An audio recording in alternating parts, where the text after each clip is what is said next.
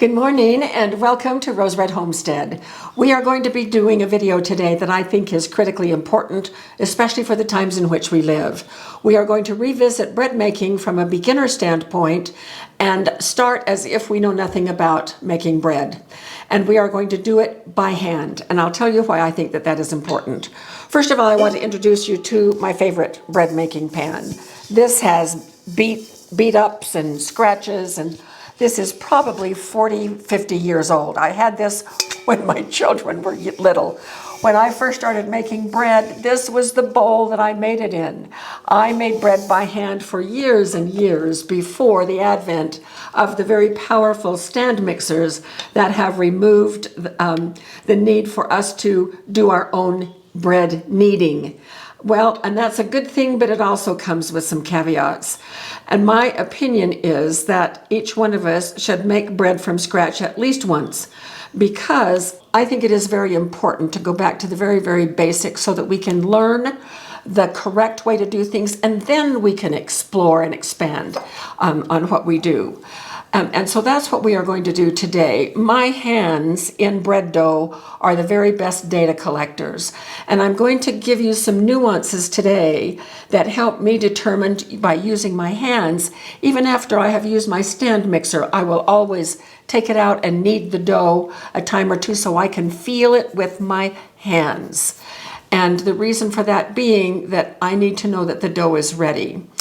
I'd like for you to forget everything that you may have seen on the internet about making bread, because there are just some traditions in making bread that really are not necessary. And I'm going to show a way to make bread by hand that will take probably about 15 minutes of your time, maybe 20 minutes, and 3 hours of clock time. So it will need to be on a day when you are at home, because you need to monitor the dough as it goes through some changes. So what equipment are we going to need in addition to just a bowl? And I use a wooden spoon. I mean, how basic is that? This is the bread pan that I use. It is a 5x9 and it is dark. I have learned over years of experimenting with different types of bread pans that bread pans this color give the best, most beautiful golden finish on breads. I don't use glass and I don't use light colored pans. The other thing that is a kitchen scale for measuring, if nothing else, the flour. I always do flour by weight. It is far more accurate than by volume, but I will give the volume measurement as well, just in case you don't have a kitchen scale. The other tool that I find most helpful is there's a lot of speculation about how do you know when a loaf of bread is done. Well, why don't you just poke it with this and you'll know exactly? And that's what I do.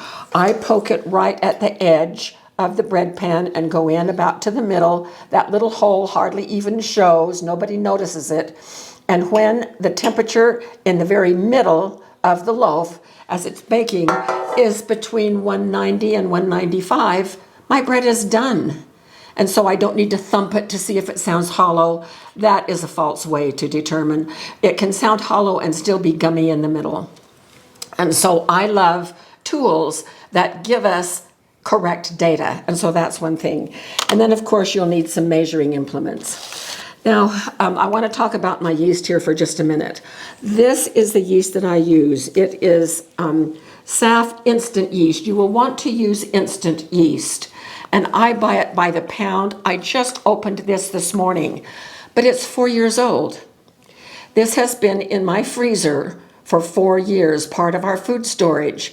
And so because I've had it that long, even in the freezer, I wanted to do a little test on the yeast. I put, maybe a half a teaspoon of yeast and a few sprinkles of sugar and a couple of tablespoons of water, and look at this lovely foam. Look at those bubbles. And so this yeast is perfectly fine. Now, this is the last time I will do this test on this batch of yeast. I only need to do it once because it's going right back in the freezer and it will keep it fresh for the 3 months that it takes me to go through this. We'll see many recipes that tell you always test your yeast before you make your bread. So you go through that, and the yeast has used one of its blooms to show you that it is viable, and then you pour that into your bread, well, how many more blooms do you think that yeast has? I think it is a waste of yeast to do that. And with instant yeast, we're so lucky in this day and age to have the availability of instant yeast. With instant yeast, you don't need to wet it first. I throw it in with the flour, and I'm going to show you that. And so that is one nuance when you're making bread. Now, I'm not sure what yeast you buy. Just be sure that it is instant. If you buy the 3 little packets from the store, check the date on it, and if it is before the expiration date, you don't need to test it at all, just use it. This yeast comes in a smaller size, which I would keep in the freezer or the refrigerator if that's the one that you buy. Okay, so want to talk about bread now. We've gone over the equipment, I think. Now, let's take a look. Bread making is divided into 2 different areas. One is the ingredients, and then the other is what you do with those ingredients, called the steps or the method. So, the basic ingredients of bread are flour, water, salt, and yeast. And you can make a loaf of bread with just those 4 things. But because we are using yeast instead of, say, sourdough, with sourdough this would work really, really well. You wouldn't need to add anything else. But we are after a faster rise and a smoother dough. So we're going to be adding 2 more things to this very basic recipe. We're going to add sugar,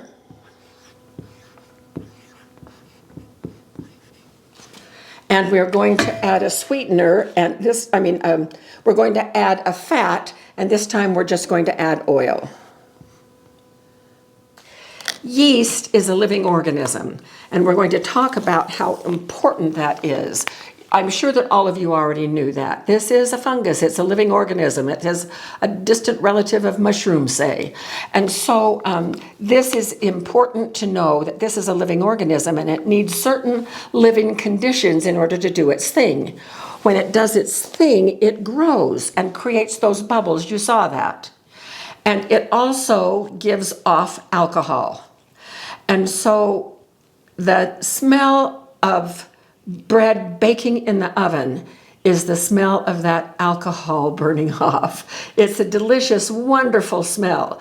And it is what gives yeast bread that when the dough has been treated effectively the way we're going to do when we go through these steps, that lovely, lovely smell means that we have done the right things with the dough so that the yeast can do its thing.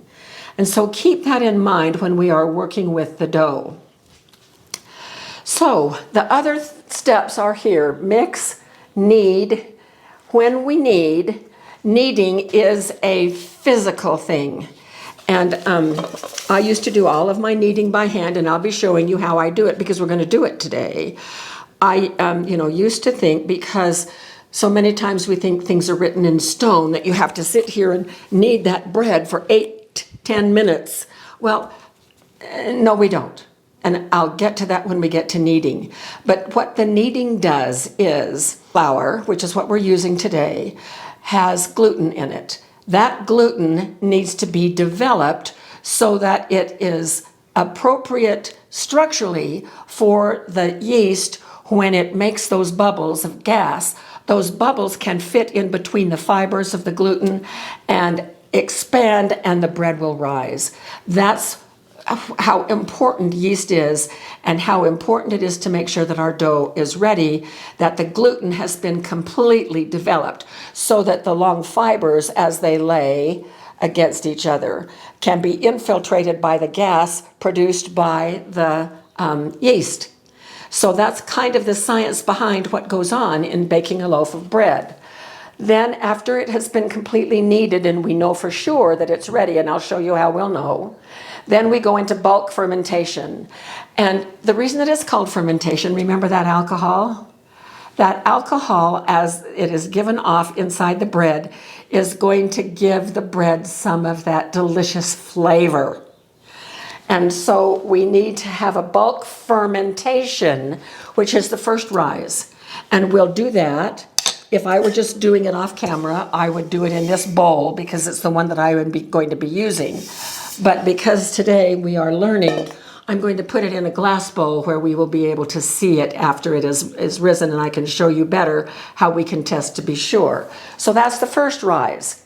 Then we take it out and shape it so that it will fit in here. And I'll show you how to do that. And then in this bowl, in this pan, we have a proofing, which is a second rise. And while it is proofing, we need to make sure that our oven is up to temperature so that we can put that bread in the oven when the oven is hot, hot, hot. Because it is that first few minutes after it goes into the oven that we have a little more of a rise come, and then everything is heat affected and it won't go any further. And so it kills the yeast, burns off the alcohol, leaves flavors behind, and we have this beautiful golden loaf of bread. All right, so first of all, what do we need the sugar for? Well, yeast is a living organism. It needs something to eat. Now, it can derive its nourishment from the flour. It can convert starch to sugar, and then it can go through its life cycle. But if we give it a little bit of sugar, that's just going to help the rising, the fermentation. Then what about the oil? What purpose does it serve? It helps us have a smoother dough. And so that's why we add those two things to our basic four. Now I'm going to set my kitchen scale right here, put my bowl on the top, and turn it on. And I'm going to be sure that it is zeroed out. There we go. Okay, now I'm going to, and while we were off camera, I put the amounts here. So it's 468 grams of flour, which is about 3 1/4 cups. It's not exactly equal, and that is why I love to do the flour by weight. Weight is more accurate. But in bread is so forgiving, it's okay. So just start with 3 1/4 cups if you don't have a kitchen scale. So here we go.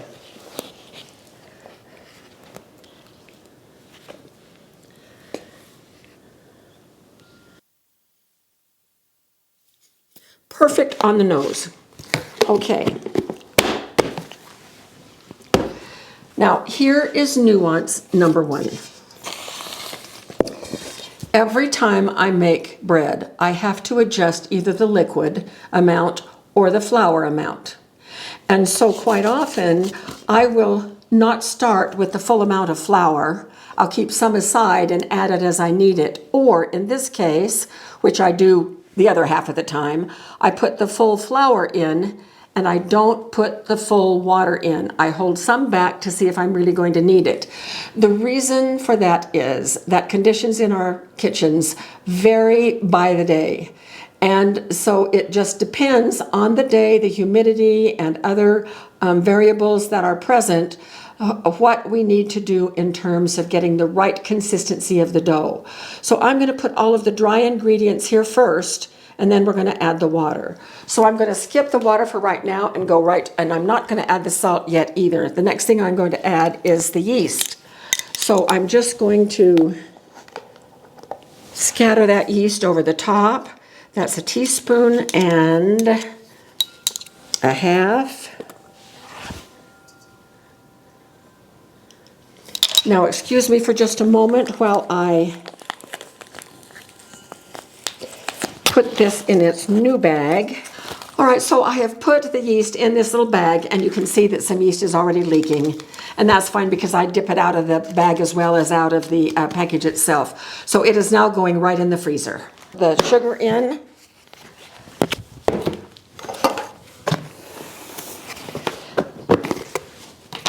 So it calls for 1.5 tablespoons. So here's my tablespoon I'm sprinkling on the top, and a half.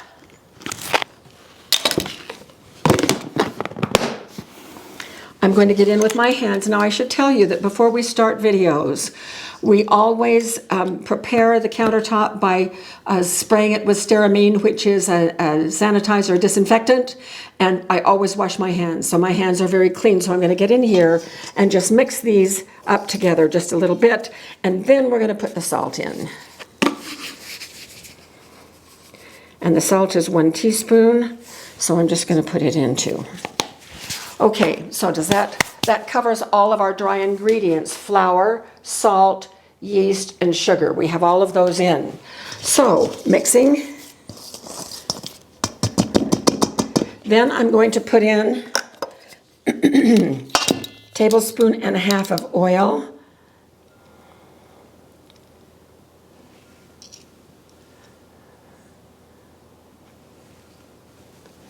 Overstepped it just a little bit, won't hurt a thing.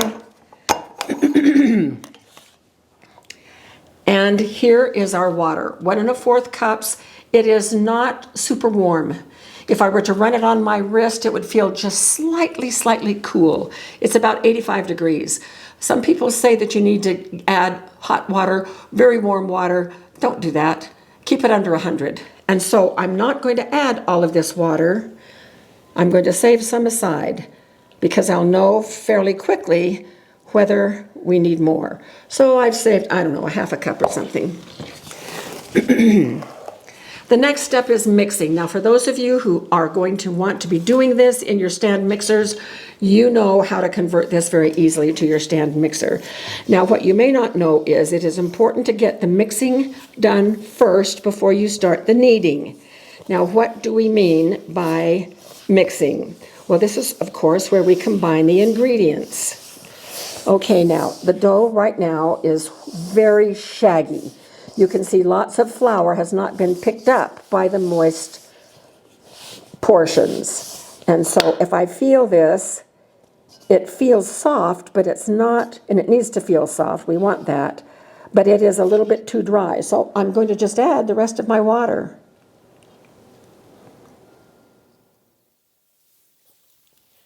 And then we're going to continue mixing until, oh yes, now do you see the difference? See how it's forming into a little ball? It's coming together, picking up all that flour. It's still shaggy, but it is sticking together. And this is exactly what we want. So now our mixing point is almost done. As far as kneading the bowl, that's all. Now sometimes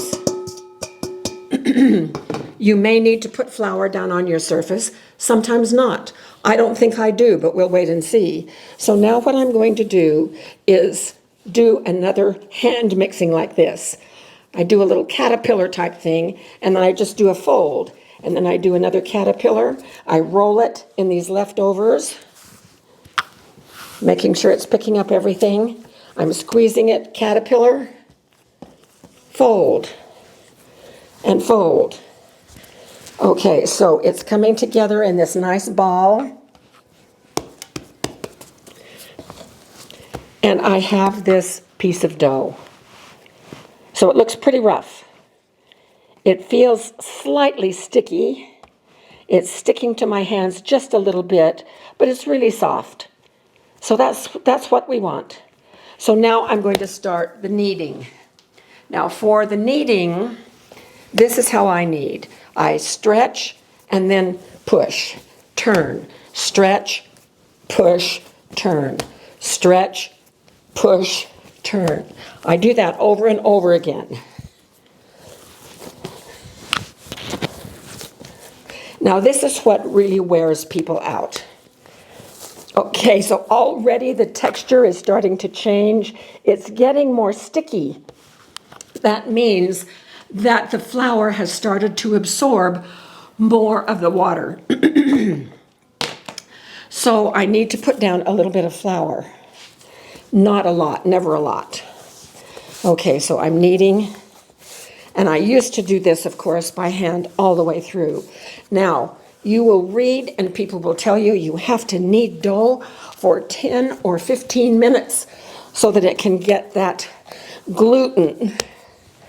developed. Now, if you have a stand mixer, what you are doing is it's on that hook and it's banging against the side of the bowl, and that's how it is being the gluten is being developed. You just need to kind of beat the dough up. Okay, I'm tired. I'm really tired. So I'm just going to do this. I'm just going to let it sit there for about 5 minutes while I recover some. And surprise, surprise, because I got the development of the gluten started, it's continuing to develop, even though I'm not manipulating the dough at all. And I learned that when I was learning how to do artisan bread. So we're going to go away for 5 minutes and we'll be back in a few. Okay, it's been about 5 minutes. So let's just kind of check this to see how elastic it's getting. Well, that's pretty good. I like to pull it until it breaks. This is really good. Okay, so it's coming along great because it's getting more elastic, but I'm not done kneading yet, so I'm going to knead for another few minutes till I get too tired. Ready for another break. So we'll be back in about 5. It's rested long enough. So let's give it a little test here. See how it's doing. The dough is very strong. It's really holding together well. I can see lots of little bubbles that I'm pulling apart here. That's really a good sign. And I think that we are done. Okay, so the dough is soft. Jim gave us a term that we use when we describe this stage right here, right before it goes into bulk fermentation. This is as soft as a marshmallow, a nice puffy, fluffy marshmallow. And so that's what we like. And so we are ready to then put this in our bowl for the bulk fermentation. So I'm just gonna, so now you can see how the surface has changed. A lot of that modeling is gone with our kneading. We have gotten rid of a lot of it and it's very smooth now. So I'm putting it in this glass bowl instead of this bowl, which I normally would do. But I want it in glass so that you can see it when it's done. Now, it's very important at this stage that we make sure that a skin doesn't form on the top because it's drying out. So put it under plastic or whatever you need to do to keep that dough so that it stays moist on the top. Now, our kitchen stays between 70 and 73 almost 24/7. And so I usually just leave it right here on the countertop. Now, if you have a special place, an oven that has a special setting that will go for between 80 and 90 degrees, you can use whatever you want to for this. But I like it to go at a slow pace so that the fermentation can really do its work and get as much flavor into the bread as possible. So most recipes will say, let it rise until double about an hour or an hour and a half. Will you forget that, please? The dough needs to tell us when it is ready, and I'll show you how we will know when this gets up right. And I watch for it to expand in size. Whether or not it gets double doesn't matter. When it's ready, it's ready. Whether it takes an hour to an hour and a half, it doesn't matter. When it's ready, it's ready. And I'll show you how we can tell. So now we get to go, be leisurely for a while, whatever we want to do. And we will be back when this is ready, when the bulk fermentation is finished, and I will show you how we know. Well, I got a little distracted doing some video editing and didn't check this because I didn't think it was possible to be done so fast. This was about 45 minutes, and boy, oh boy, is the yeast bloom going like crazy. So we have one big bubble right up on top. But if Jim will come forward, I am going to see how sticky this is. Just a second. All right. So this is very soft dough. I'm going to flour my index finger, and I'm going to just plunge it in the dough about 1/2 inch. And notice how it is popping back very slowly. If when I released it, if it came right back up, it wouldn't be ready. But because it's coming back slowly, we know that this is ready. So I'm going to turn it out. And now what we need to do is shape it. So I'm going to deflate it just a little bit. Oh, this is marvelous dough. Marvelous, marvelous. Just like a marshmallow. So I flatten it probably to about, I don't know, a half an inch. And I don't want obvious bubbles. So I try to make it about as wide as the pan is, a little bit less. And then what we're going to do, I'm going to flop it over. And I'm trying to get it in kind of a rectangle. I have been through several iterations of how best I like to shape. Right now I'm on this one, which I really love. I did one for years and years and years, but this one seems to work just great. So I start here and I just tug the dough a little bit. Now what that does is it puts a stretch across the top of the loaf. So you can see as I pull it how smooth the top is, and that's because I'm stretching it and the dough is very taut right there, which is what we want. So I'm just going to finish doing this. And now we've got the seam on the bottom side. We have these tail ends sticking out. It was not going to matter because I'll show you what we're going to do. I'm going to try to evenly distribute the mass so that it's the same width all the way down. I'm going to pick it up in the middle and do an inverted U. And I'm going to put it right in the pan with those ends down in those corners. And then when I push the rest in, notice what's happened to those little corners that were poking out. So now I give it the knuckle treatment, which is I just push down with my knuckles from top to bottom, side to side. And those little poofy parts at the ends are completely gone.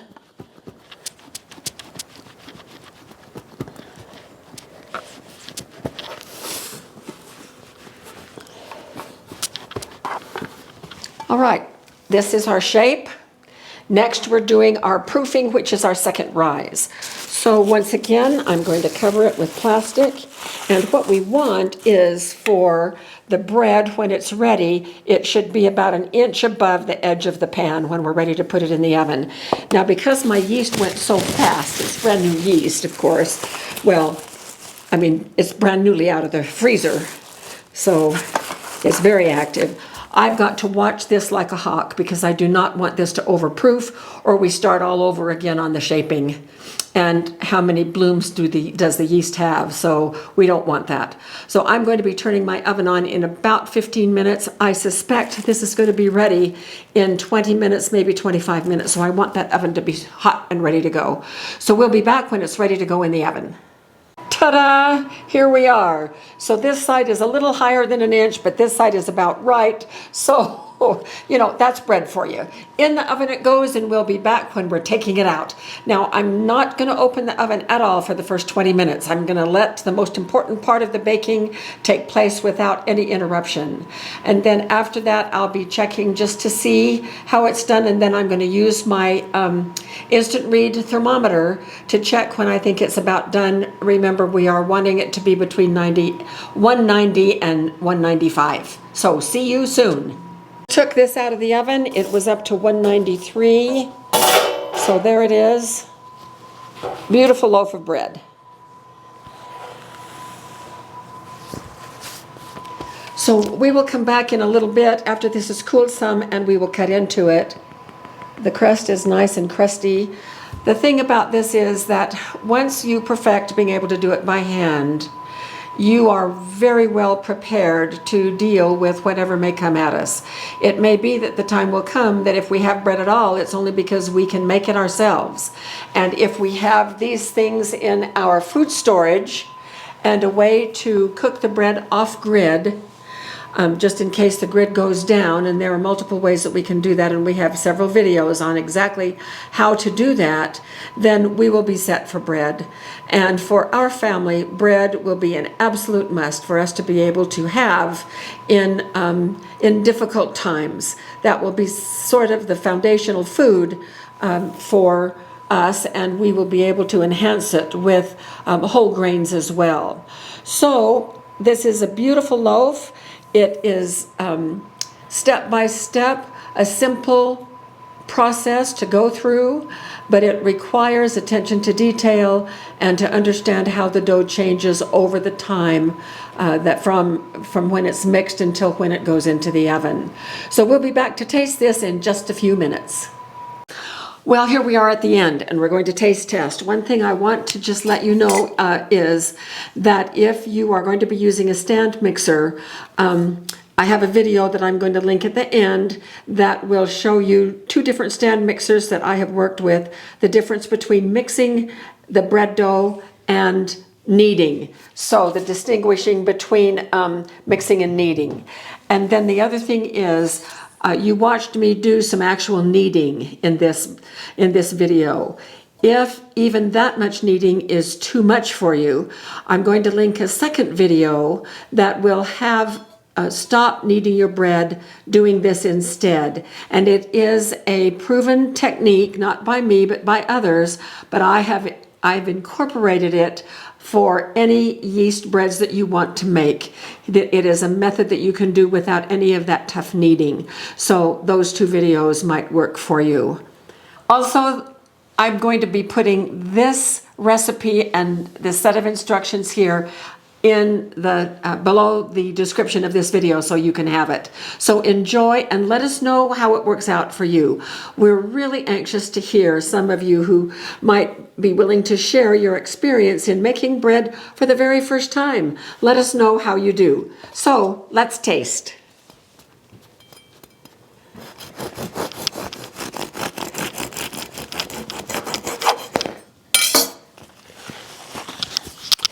Look at that crumb. It is just beautiful. So our yeast did the work that it needed to, even though when I was kneading, I rested a couple of times and didn't knead for 12 straight minutes or whatever. This is just great. So let me taste.